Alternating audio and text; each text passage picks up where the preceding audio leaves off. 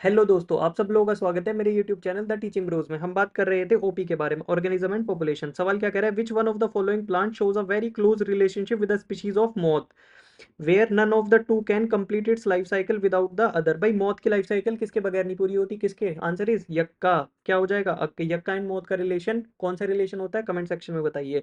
In a growing population of a country, अगर किसी country की ग्रोइंग पॉपुलेशन है तो सबसे बड़ा एरिया या सबसे बड़ी परसेंटेज किसकी होगी? प्री रिप्रोडक्टिव वालों की सबसे ज्यादा। Pre reproductive individuals are more than the reproductive individual. बिल्कुल सही स्टेटमेंट है, तो आंसर ए ही हो जाएगा। आगे देखिए, विच one of the following population interaction is widely used in medical science for the production of antibiotic. यार एंटीबायोटिक में हमें क्या चाहिए कि क्या हो, जो प्रोड्यूस कर रहा है उसका नुकसान ना हो कुछ भी, और जिसके ऊपर काम कर रहा है उसे मार दे। यही तो है एंटीबायोटिक, दूसरे को मार दे, अपना कुछ ना हो। तो यानी एक को जीरो, यानी कोई इफेक्ट नहीं आ रहा और दूसरे को मारा जा रहा है, तो जीरो और माइनस। तो ऐसा किस में होता है बताइए? अमेंसलिज्म में माइनस कोमा जीरो, तो आंसर क्या हो जाएगा? डी हो जाएगा। Asymptote in a logistic growth curve is obtained when. Asymptote logistic growth curve की हम बात करें, लॉजिस्टिक ग्रोथ कर्व जो होता है भैया, लॉजिस्टिक ग्रोथ कर्व क्या होता है? डी एन बाय क्या होता है? D N by D T is equal to R N bracket one minus N by K. तो अगर अगर एन और के क्या हो जाएंगे? बराबर हो जाएंगे। तो एन और के, अगर एन अपॉन के वन बराबर हो गए तो वन बाय वन क्या हो जाए, मतलब एन बाय के अगर बराबर हो गए तो एक दूसरे से क्या हो जाएंगे?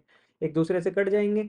तो ये क्या हो जाएगा? वन के इक्वल आ जाएगा, वन माइनस वन क्या हो जाएगा? जीरो। तो D N by D T is equals to क्या हो जाएगा? आर एन हो जाएगा। ठीक है, तो पॉपुलेशन में कोई अब ग्रोथ नहीं होने वाला। ठीक है, तो ऐसी कंडीशन कब आती है असिम्प्टोट वाली? तब आती है के जो है, इस कंडीशन को क्या बोलते हैं? असिम्प्टोट बोलते हैं। तो के और एन जो है जब बराबर हो जाते हैं।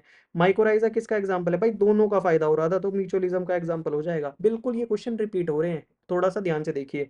विच of the following is correct for R selected species? R selected species क्या होता है भाई? आर स्ट्रेटेजिस्ट जो है कुछ स्पीशीज को सिलेक्ट करते हैं, वो उनको सिलेक्ट करते हैं जिनका प्रोजेनी बड़ी तेजी से, मतलब जिन लार्ज नंबर ऑफ प्रोजेनी और साइज क्या हो? छोटा हो। तो ऐसा कोई ऑप्शन है? Large number of progeny with small size, A हो जाएगा।